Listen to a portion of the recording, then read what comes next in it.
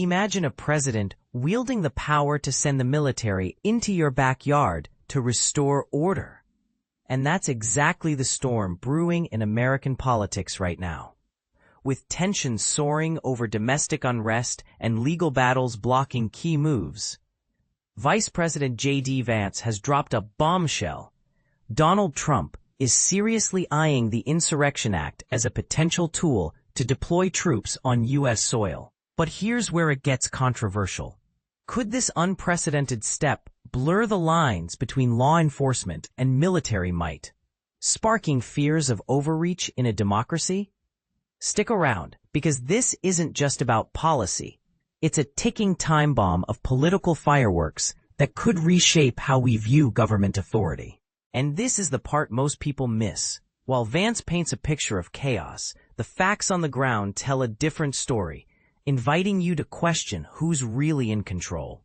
In a candid appearance on NBC News' Meet the Press last Sunday, Vance confirmed that the White House is actively exploring every avenue, including invoking the Insurrection Act, to address what they describe as rampant disorder in U.S. cities amidst ongoing court obstacles to federal interventions. The law, which dates back to 1807, grants the president authority to mobilize military forces domestically when faced with rebellions or upheavals that obstruct the enforcement of federal statutes.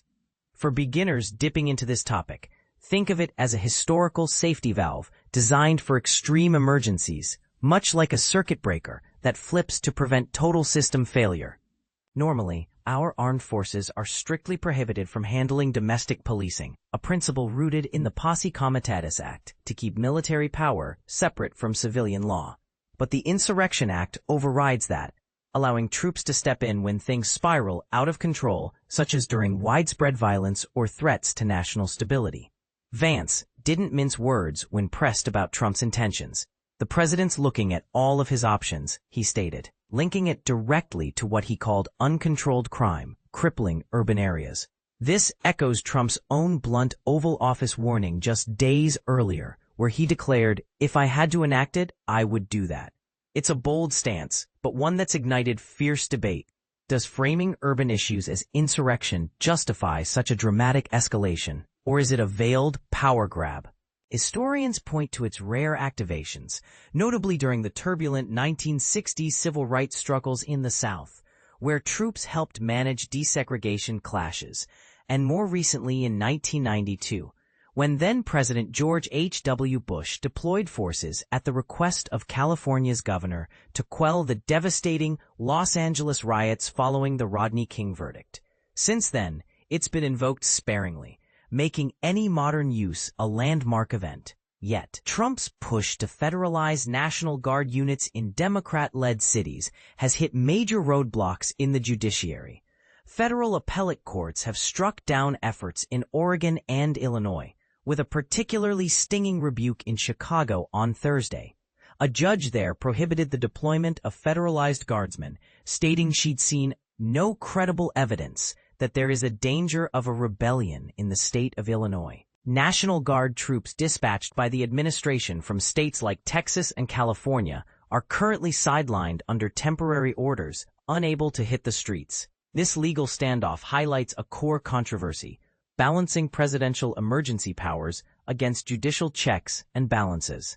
Is the court system overstepping by blocking what the executive branch sees as necessary action, or are they safeguarding constitutional limits? It's a clash that forces us to ponder, who decides when unrest crosses into insurrection? Vance defended the administration's stance during his Sunday interviews, citing harrowing examples from Chicago, where, he claimed, residents fear sending their kids outside due to gun violence and gang-related drive-bys.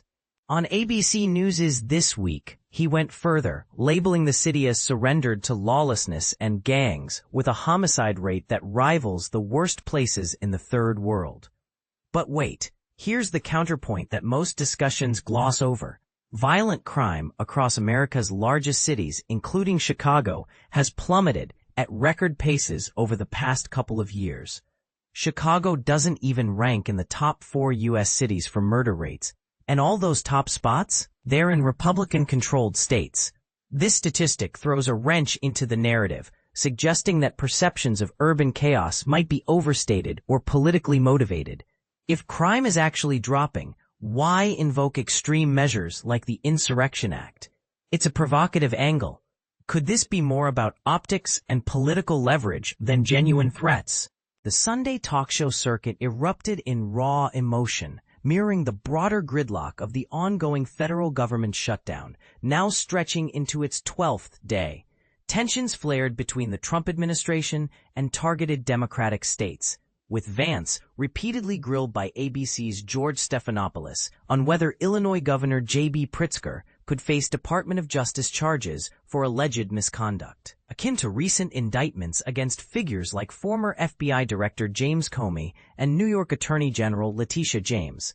Vance danced around the query before conceding. He should suffer consequences. Whether he has violated a crime, I would leave to the courts, but he has certainly violated his oath of office, and that seems pretty criminal to me. Pritzker fired back sharply, calling it a tidal wave of lies and vowing not to be intimidated. I am not afraid. Do I think he could do it? He might. But as I've said before, come and get me. I mean, you're dead wrong, Mr. President and Mr. Vice President, and I will stand up for the law and the Constitution. It's moments like these that reveal the personal stakes, accusations of political vendettas versus defenses of democratic principles. For instance, consider how this echoes past eras where leaders targeted opponents under the guise of maintaining order. It makes you wonder if history is repeating itself in a new guise. Meanwhile, the shutdown drama played out on screens, with House Speaker Mike Johnson accusing Democrats on Fox News Sunday of engineering the crisis as a partisan move to rally their Marxist base against Trump. After multiple failed, House Minority Leader Hakeem Jeffries countered on the same show, insisting Democrats are open to bipartisan talks at any time, including direct meetings at the White House. Their goal? To improve the quality of life of the American people and address the healthcare crisis that threatens tens of millions of people across the country. This standoff underscores a deeper divide. Is the shutdown a necessary stand for policy priorities or a cynical tactic in a partisan war? It's the kind of debate that begs for your input. Where do you draw the line between tough negotiations and national harm? In wrapping this up, the potential invocation of the Insurrection Act isn't just a policy footnote. It's a flashpoint that could redefine presidential power in America. With court battles raging, crime stats challenging the urgency, and political threats flying, we're at a crossroads. But here's the real controversy. Does deploying troops domestically risk turning the military into a tool for political agendas, eroding trust in our institutions, or is it a vital shield against real threats to public safety? We've explored the facts, the history, and the heated exchanges. But what do you think?